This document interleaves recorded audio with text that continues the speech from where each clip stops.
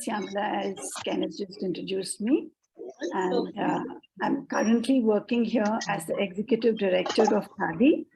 It stands for AADI and expands as Action for Ability, Development and Inclusion. We were formerly called the Spastic Society of Northern India till about 2002. This is a 45-year-old organization.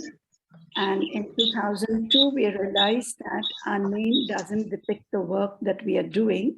So we changed our name to Action for Ability, Development and Inclusion, which the acronym is called ADI. And ADI in Sanskrit means the beginning. And we see ourselves as an evolving, ever-growing organization, taking on from where we were previously to moving on into future towards inclusion. So ability, development, and inclusion becomes our focus. And we work across disabilities. We have a lifespan approach. We work in urban areas, in urban poverty areas, and in rural areas. Because what we felt was, as an NGO, we would be able to cater to a very small number of people with disabilities.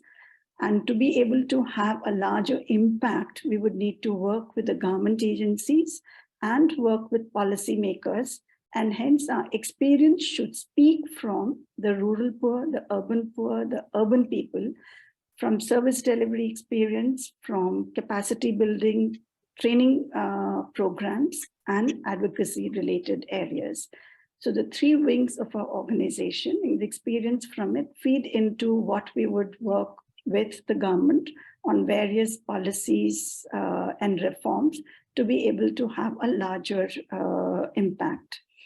Working across lifespan, we work with parents, families, because we believe that the child in the family impacts the larger family, and the larger family has the onus of responsibility to create an environment for the child to be growing and developing into a functioning adult. So we work with families, we work with communities, and from very young neonates, working with the health professionals, to early childhood education programs, to education, mainstream education, vocational or skill training, to employability training and employment livelihood opportunities.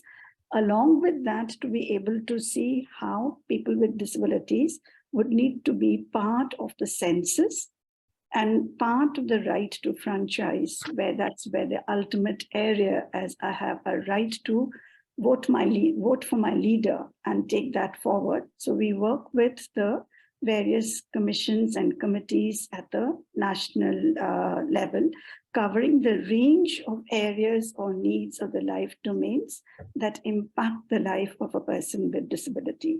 So that in gist or in brief is about the organization. I joined the organization as a volunteer, trained as a special educator, come with a background of master's in psychology and education certificate, and thereafter worked in each of these areas, moved to be part of the management, and for the past more than 2 decades working as the executive director at ADI. I see Nilesh and Varsha here, who are very dear friends and colleagues in the sector. And I thank Nilesh for introducing me to Ken and to this August group. And Varsha is part of ADAPT. ADAPT has a rich history of working in the area of inclusion, which was the first spastic society in India. And ADI, as a spastic society of Northern India, had started off as the Northern Wing and works as a sister organization. Super. Well, and thank you for what you do, and thank you for what you've done for all your impressive career. Can you give us a little feeling about what is going on in India regarding inclusive education, both in the public area schools and in the private area schools? Sure. We started off as most, I think, most of the experience across the world with special schools and independent schools as schools for the blind, schools for the hearing impaired, schools for intellectually impaired, or school for children with cerebral palsy. And in about 10 years or so, the experience from across the world and our own experience, and specifically what children who passed out from our Center for Special Education told us that, you know, you've given us good education, we've got our degrees, but you haven't trained us enough to face the world. When we go into a mainstream school and when we see all children running around and going about doing their daily activities, we do not feel very equipped to be part of that group there, which made us sit up and realize that, hey, what are we doing? And every 5 to 10 years, we keep asking ourselves that question to see, are we delivering what is required and what is it that needs to change? And we were earlier working for children to get integrated into the schools and then realized that there has to be a whole lot of awareness within the education system to accept our children and thereby provide the opportunities or provide the access to various opportunities so that they would be able to participate at par with their peers. And therefore, we started our awareness raising programs. And we realized that the teachers in the mainstream schools, though well-intended, were not equipped with the information and skills to look into an inclusive classroom. Therefore, we started our inclusive education, teacher training programs. The programs, the capacity building programs that we were conducting for special educators soon went into a reform. The curriculum was reformed, and we started an inclusive education teacher training program. And simultaneously, we had realized that there's a dearth of developmental therapists who could work with children with cerebral palsy and other neurological conditions, whereas the existing physiotherapists and occupational therapists were working at different aspects of the body and not with the child as a whole. Therefore, we had developed a very innovative developmental therapy program. And the professionals who were part of these two training programs joined the mainstream education workforce or other NGOs to be able to provide services for children and young adults with cerebral palsy and other neurological conditions. Slowly, we also realized that we needed to work at a policy level to impact the policy to have a different focus or an approach towards inclusive education. And there goes the entire work with the Ministry of Education, Ministry of Social Justice and Empowerment. And we were part of the committees for right to education, which were the first time mentioned children with disabilities as a process of amendment to the Right to Education Act at that time. And as our experience grew along with the global experience, our current policy on education, the National Education Policy 2020, and the Right of Persons with Disabilities Act 2016, which is in sync with the United Nations Convention on the Rights of Persons with Disabilities. We are very happy to say that that focuses a lot on inclusive education. So inclusive education, education of children with disabilities is now mandated under the National Education Policy and the Rights of Persons with Disabilities Act 2016, where it is seen that right from the early education program, the ECCD program, the pre-primary level, up to higher education level, the policy mandates that inclusive education needs to be focused on, and the necessary infrastructure for it, the curriculum for it, the teaching, learning material for it, and the teacher training programs for it ought to be in sync with the principles of the convention and the needs of children, youth, persons with disabilities. So the environment is rich in terms of us having a good backing in the law and in the policy. A lot, though, would need to change in terms of at the practice or at the ground level, where we see islands of excellence, and we also see where children or parents are still out of school, and children with disabilities constitute the largest percentage of children who are out of school, and they are either at home and parents not being aware that they have a right to send their child to a mainstream school, or there aren't enough special schools in the areas for the child to go into. So many of the children are neither going into special schools nor into mainstream schools. So there's a situation of major contrasts there. Okay, great. And Go because ahead. it's mandatory, no school can deny admission to a child. So there are many, many children who have now gone into mainstream schools, but many schools have not yet changed the infrastructure, the curriculum, or the teacher training and the teaching strategies.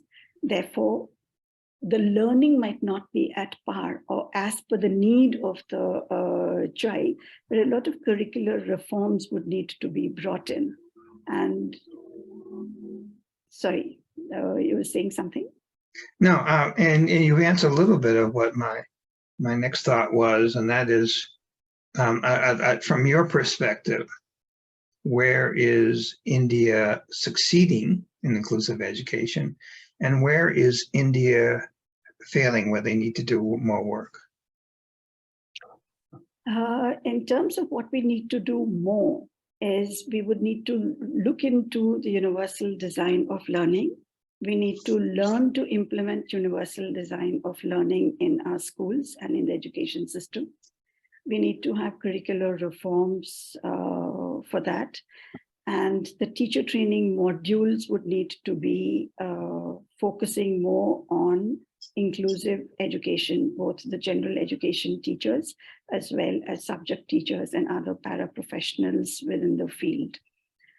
And the intent is education is a state subject, and many states are progressive in terms of looking into teacher training programs and developing modules to suit the needs of children with cross disabilities. We need to have more of a cross-disability focus in our teacher education programs. We have specialists in terms of teachers for teaching children with autism, children with intellectual impairment as a single disability focus. We need to have more of a focus on cross-disability inclusive services in our teacher training programs. What we see as a progress is more number of children are in schools, thereby challenging the education system to change according to the needs of children. There are progressive laws and policies that are coming up to be able to enable inclusive education in the school systems. The implementation program has to be strengthened a little more. And when we have teacher training workshops or we research the status of inclusive education in various states, it's quite heartening to hear many of the teachers coming up with innovative strategies to see how they have included children with disabilities in their classrooms. There are experiences which can be replicated in other places. As a systematic, structured approach, we perhaps need to plan for it as an inclusive education program and allocate resources to be able to implement the programs. And so the successes are maybe you're getting more specialized teachers, or there are some there, but you're saying not enough at this point. Not enough of it. And also, I think there are more number of general education teachers being trained for inclusive education. We have many individual teachers specializing in one particular impairment. We need to have cross disability focus, because when a teacher is going into a classroom, she or he cannot say, I will work with N number of children or X number of children with a particular impairment and not be able to work with all children. And a general education teacher cannot be expected to take support from 2 or 3 different special educators. So we need to have a program where the teachers or the special educators who are going into the classrooms are trained to address needs of children cross disability and not a single impairment focus with which they're going today. Which I think may be a global issue also. Yes. I think it may be. What about private schools, though? Are there private schools for specific disabilities, and is there a choice as a parent to send my child there? Private schools are also governed by not denying admission to children with disabilities on paper. And we do have experiences, both positive and negative, where schools have opened their arms and opened their doors and invited children with disabilities as part of their induction process.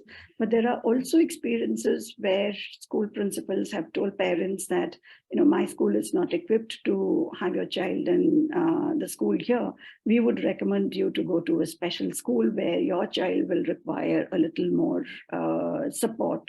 So there are experiences of both kinds there, both in the private and in the government or the public state-run schools. And the law also provides for special educators to be appointed in both the state schools, the state-run schools, and in the private schools. So where there are resources, schools are able to appoint special educators as part of their faculty, who are then able to support the children, parents, and teachers in the school. But such schools are very few. And so let's kind of look at the parents. I'm a parent of a child with a disability, and I'm trying to make a decision what to do, where to send that child. I can basically send them to school and let I can send them to school and the public school and go that way. I mean, but at this point, what is the education of the parents on the inclusive education, quality of inclusive education schools and teachers out there? And what can parents do to make sure their child is being properly educated? For a parent with a child with disability, the resources available to get information, as NGOs working in the sector, we do a lot of awareness raising and parent training workshops to raise more awareness about the right of the child to go to a mainstream school and to be able to, the process in which the parent and the child would be supported for the admission of the child into that particular school. And I think with the technology, there's a whole lot of information available about schools which are more accessible or schools which are more inclusive. But it is a struggle for a parent to say that which school in my neighborhood is accessible and inclusive. And the state government schools do have a process of having a specific or a special campaign or a camp, as they call it, for admission process into the government-run mainstream schools. And there is a particular period in a year where the admissions would take place for the private schools as well. And around that time, the parents do contact the schools in the neighborhood or the NGOs working with children with disabilities to gather more information as to what is available. In our experience, when we are looking at an admission drive, we see both sets of parents, where there are parents who are more informed and would ask specific questions and information for their child, and would want to have a choice as to which school would they have the child go to. At the same time, there are many, many parents who are still not aware that there is such a process as inclusive education or an admission drive for the child with disability to enter into their neighborhood school, where they would turn around and say, but my child is disabled. Can she or he go to a neighborhood school to study?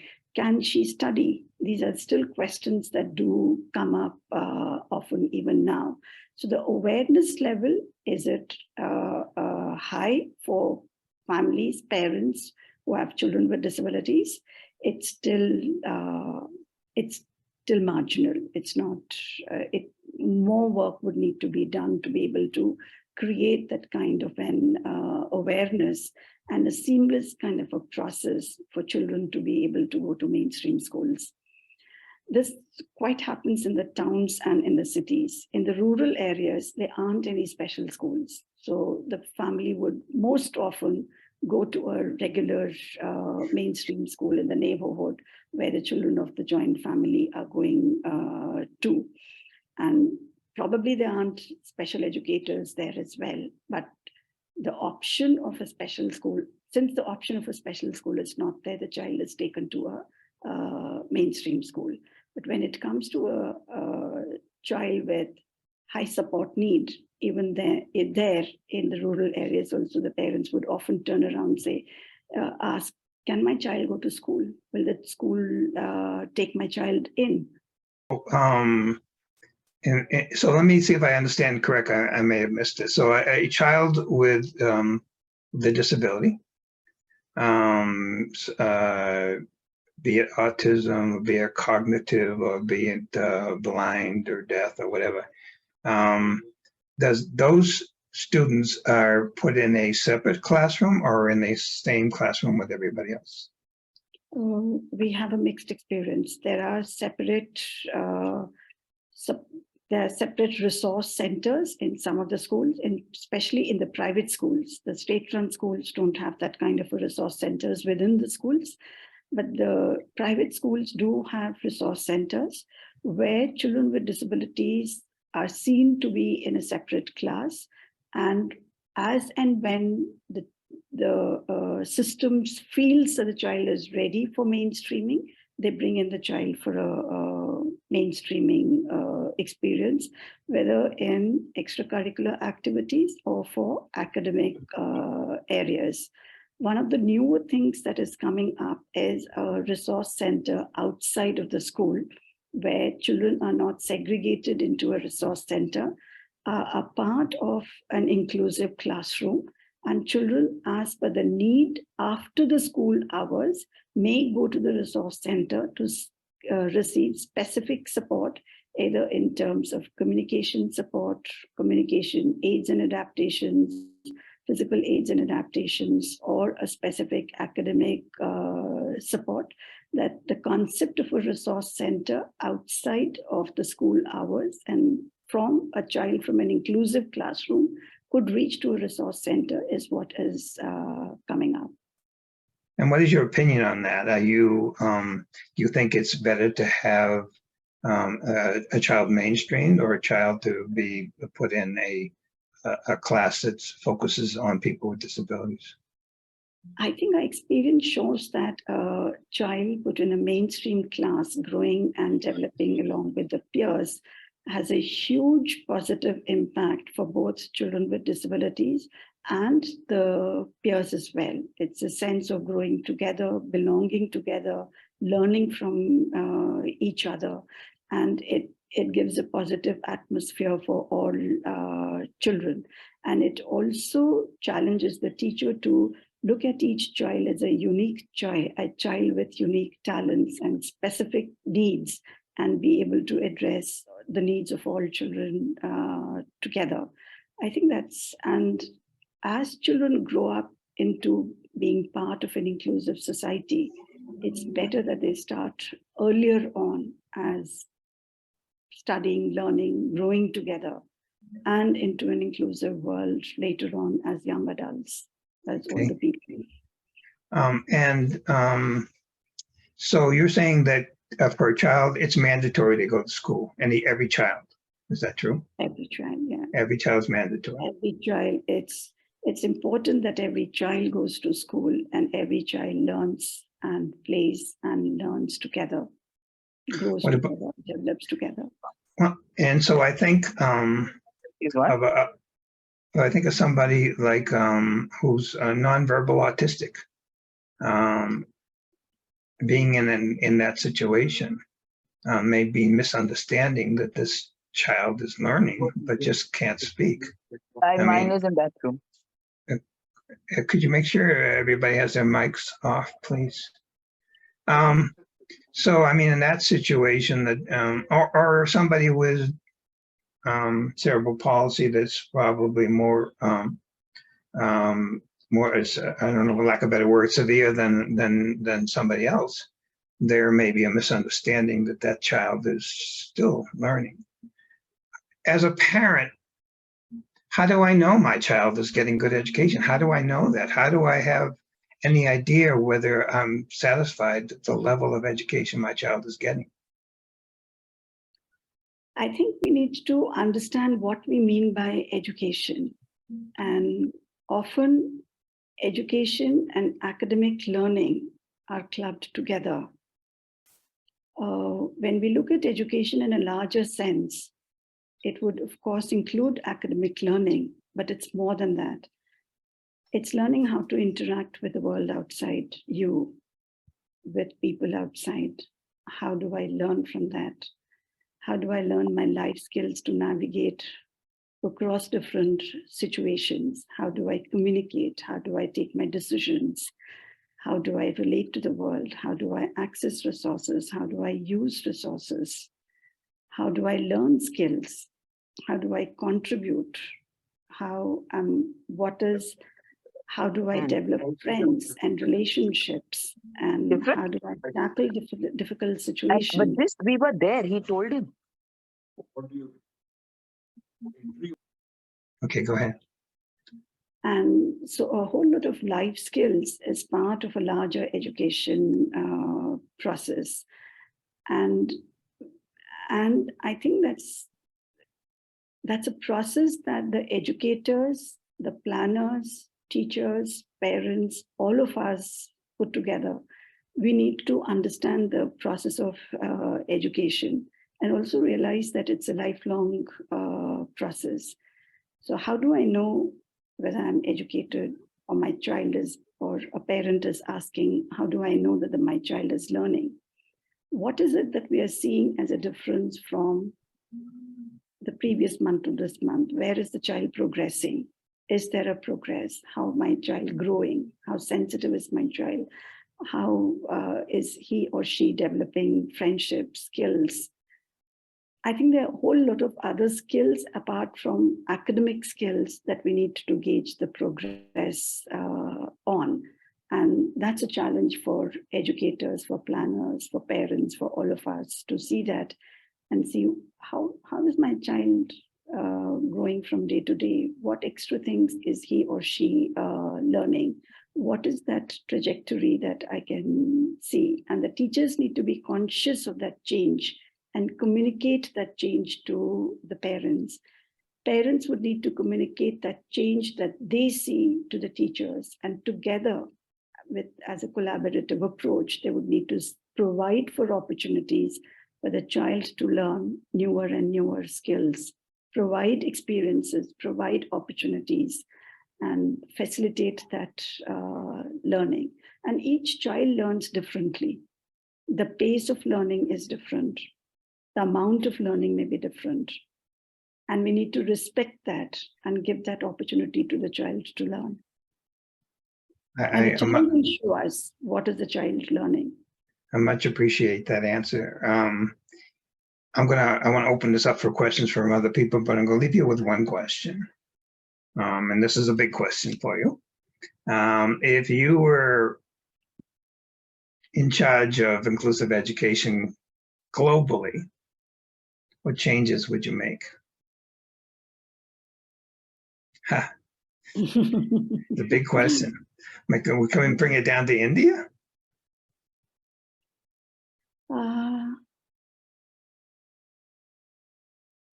I think we need to see children in our schools. Even today, there are children hidden at homes, not going to schools.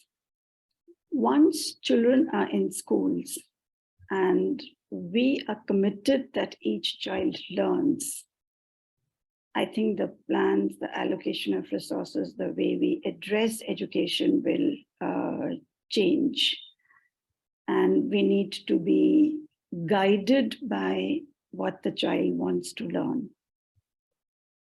I think the approach would need to be changed a lot to bring in that approach into the education system, that we need to be guided by what the child wants to learn. And secondly, probably have the experiences of children, parents, teachers come out a lot more as to what the positive experiences have been.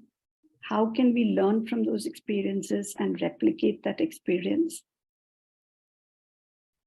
And make for systemic changes in terms of our curriculum, in terms of our norms, in terms of our indicators or outcomes, systemic changes in teacher training programs, in allocation of resources, the administrative changes.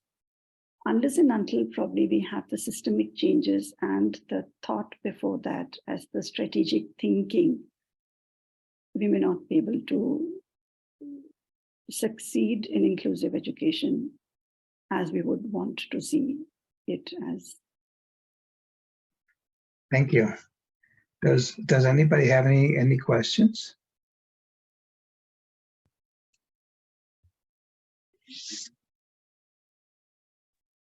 So I'm curious, one of the goals that we've talked about doing is to try to create an opportunity for educators globally to be able to talk about best practices, what works well, what doesn't. What would your recommendations be for us in regards to setting that up so that would be effective? I think a platform for teachers to exchange and have best practices as to how did I succeed and what did I do for that success will definitely help others learn. And as a community of learners, if the teachers have that kind of a platform for an open, honest exchange, it would definitely be helpful.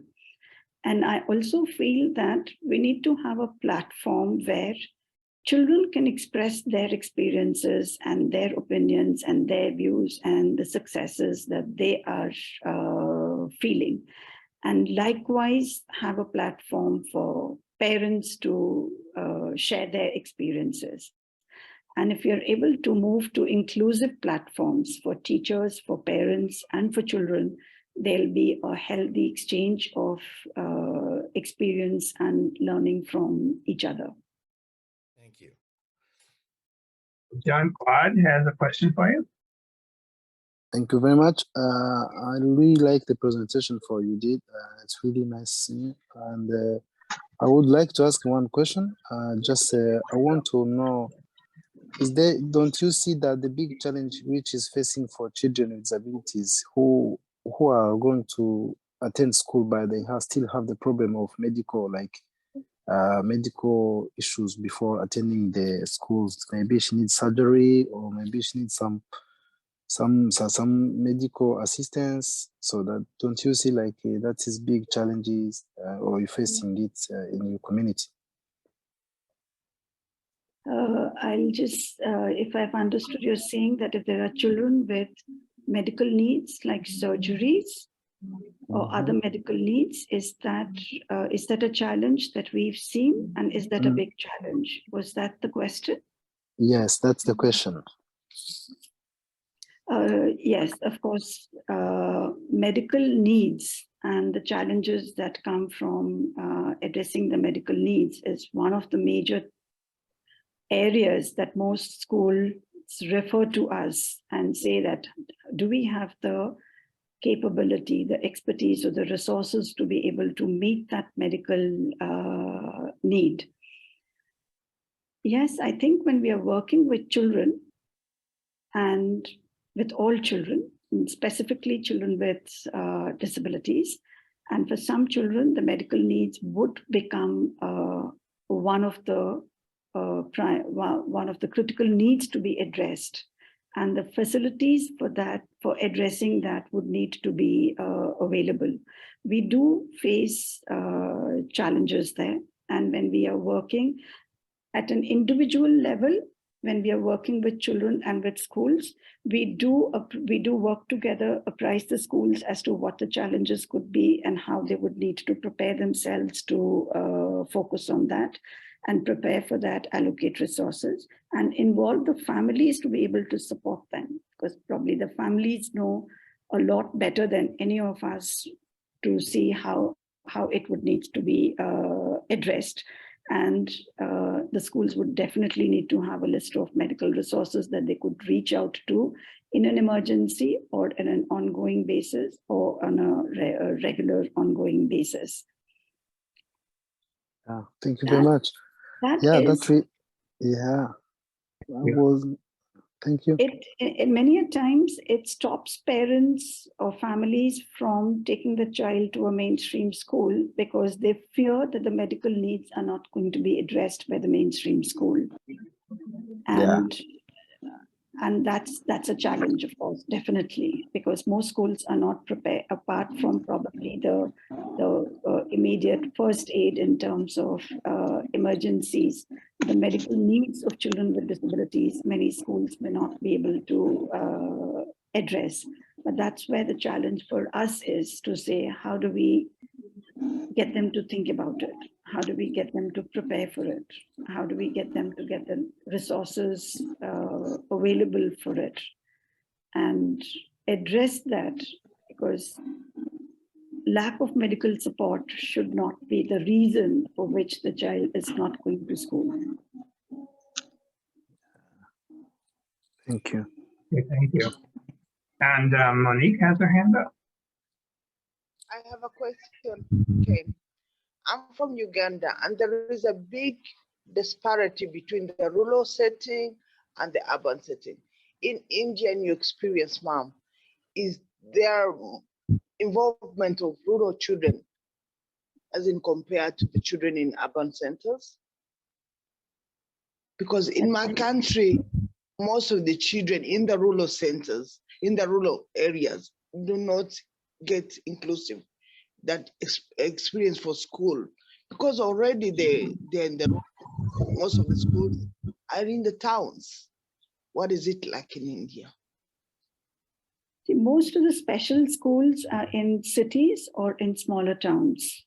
The rural areas, there aren't any special schools in the rural areas. So the child with disability is automatically going into a mainstream school, a neighborhood government school where the siblings are going, if the children are going to school.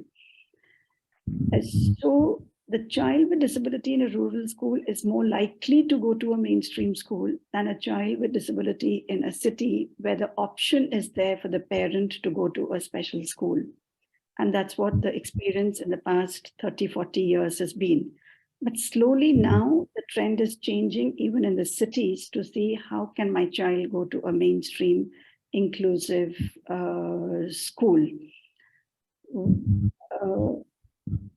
So the difference here is in the rural areas, because of lack of special school, the child is automatically going there. Here we are not talking about the quality of education, whether in a rural or an urban school or a private school or a government school. But if we look at from the point of view of children going to schools, if the child is going to school, the child is likely to go to a mainstream school in a rural area.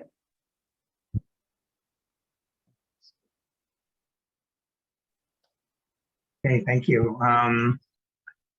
Hand up, it says Samsung. There's a question here to say maybe how the inclusive education is organized in India.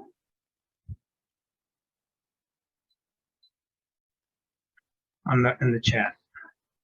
Yeah, there's a question there. Yeah. So it depends in private schools, it depends on what the approach that school has taken.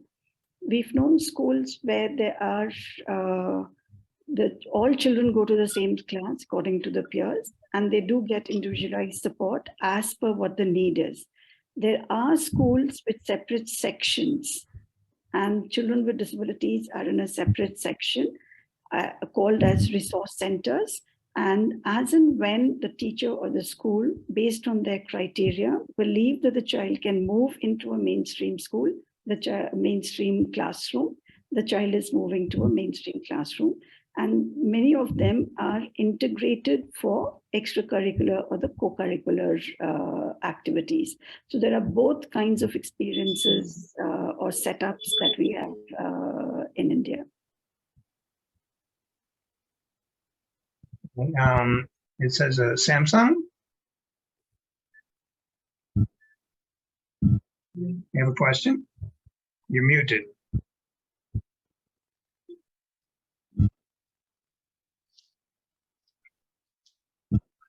Okay. You're muted, Samsung, so we can't hear you. We have another question here, because I am flawless.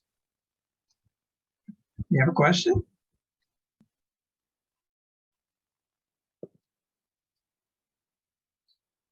You're muted also.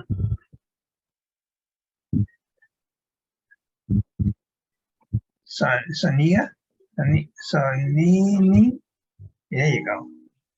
Yes, thank you, Ken. You've got it correct. It's Okay, Sonini. now I know who you are. It's it's Sonini. Thank you so much for the invitation. I'm sorry I came in a bit late. I hope I'm not going to take you guys back from what I want to find out. We all know that it's important for children with disabilities to receive physio, speech therapy, and all the other services that make a better life for a child with a disability.